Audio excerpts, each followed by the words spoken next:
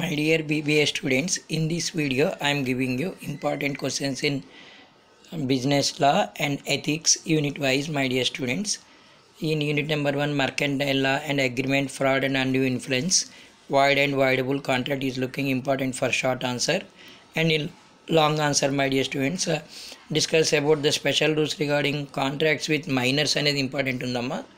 దీని తర్వాత మనకి what are the essential elements of valid offer and acceptance ఉంటుంది కదా, దాంట్లో నుంచి ఒక క్వశ్చన్ గ్యారంటీగా రావచ్చు అనమాట. సరే, యూనిట్ 2లో వచ్చేసి మనకి బెయిల్మెంట్ ఏజెన్సీ అని చెప్పింది. నాకు అనిపిస్తుంది ఈసారి బెయిల్మెంట్ మీద లాంగ్ ఆన్సర్ రావచ్చు, ఏజెన్సీ మీద షార్ట్ ఆన్సర్ రావచ్చు అనమాట. Differences between sale and agreement, sale ఒకటి చాలా ఇంపార్టెంట్ అమ్మ. Difference between conditions and warranties కూడా ఇంపార్టెంట్ అనమాట. అన్ని యూనిట్లు ఇచ్చాను చూసుకోండి అమ్మ. యూనిట్ 1, 3 లెంతీగా ఉంటాయన్నమాట.